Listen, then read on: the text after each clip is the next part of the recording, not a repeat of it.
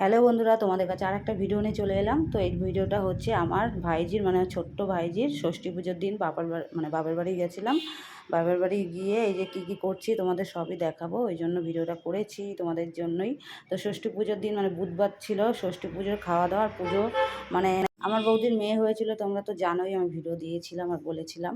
তো 1 মাস হলো, মানে মেয়ে হলে আমাদের এখানে 1 মাস, আমাদের নিয়মে 1 মাস হলে মানে আঁতুড় কাটে। তো সেই জন্য ওখানে ষষ্ঠী পুজো হয়, একটু পুজো বাচ্চার নামে পুজো দেয়, সেটা অনেকেই হয়তো জানো, প্রায় সবার ঘরেই এরকম হয় বাচ্চা কাচ্চা হলে।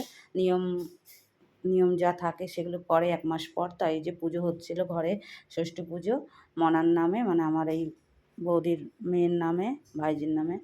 তো ওই জন্য গেছিলাম। তো ওখানে রান্না করেছিলাম কাতলা মাছের ঝোল, বেগুন ভাজা, টক ডাল করেছিলাম, একটু নর্মাল সিম্পল গরমের মধ্যে, ঘরের লোকজন মিলেই খাবো এই জন্য। তো আমাদের ওই পুজো হয়ে গেছিলো, তারপর রান্না কমপ্লিট হয়ে গেছিলো, খাওয়া দাওয়া সবাই করেছিলাম। পুরো ভিডিও সব কিছু করতে পারেন, যেহেতু আমি রান্নাবান্না করছিলাম, একটু বিজি ছিলাম, আমার সাথে মাসি একটু করে দিয়েছিল।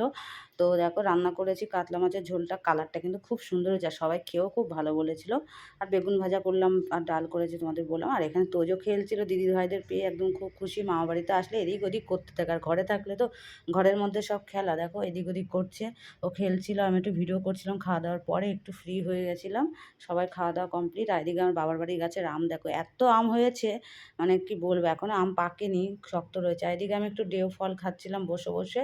তো আমার মাসির বাড়ির পাশের বাড়ির গাছের ডেউ ফল, এটা খেতে আমার এত ভালো লাগে, আর খেতে কিন্তু খুব স্বাদ, যেহেতু টক মিষ্টি, আর খেতেও দারুণ লাগে, আর মাখা খেতে কিন্তু হেভি লাগে।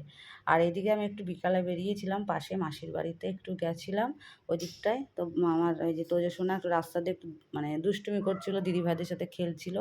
আর এদিকে আমি গেছি, একটু দরকার ছিল, একটু ঘুরে এসেছি। বাপের বাড়ি আসলে না এদিক ওদিক একবেলার জন্য যাই, এদিক ওদিকেই টাইম কেটে যায়। তো এই যে ওকে একটু কোলে নিলাম, নিয়ে গেছিলাম। তারপরে এইদিকে হাওয়া এত সুন্দর দিচ্ছিল। আমাদের বাবার বাড়ি গেলে না খুব গাছপালা ভর্তি, তাই ওখানে গেলে না শান্তি, যে পাখা, এসি, ফ্যান কিছু লাগে না, ওখানে গাছের তলায় বসে থাকলেই শান্তি। আমি মাসি বসেছিলাম, তো এত ভালো লাগছিল না দেখো। আর পাশের বাড়ির গাছে, মানে আমার বাবার বাড়ির পাশের বাড়ির গাছে পেঁপে হয়েছে কত সুন্দর, ছোট্ট একটা গাছে।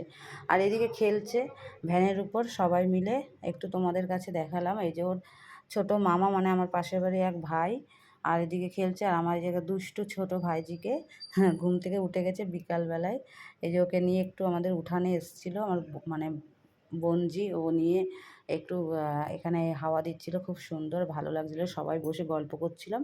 আর ওকে একটু বাইরে বের করে নিয়ে এসলো। আর এইদিকে সন্ধ্যাবেলা দেখো আমার জামাইবাবু আম মাখা করেছে, আমাদের গাছের আম, একটু জল জিরা দিয়ে সবাই মিলে খাচ্ছে, আর বসে আছে সবাই মিলে গল্প করছে। আর এদিকে ভাইজিকে সবাই আদর করছে। আর এদিকে তোজো আমার কোলে ঘুমিয়ে গেছে, সারা দুপুর দুরান্তপানা করেছে, একটুও ঘুমায়নি মামা বাড়ি গিয়ে, ওই জন্য সন্ধ্যাবেলায় ঘুমিয়ে গেছিলো।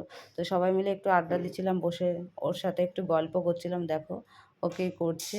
তো বন্ধুরা, ভিডিওটা আমার এই পর্যন্ত, কেমন হয়েছে অবশ্যই জানাবে।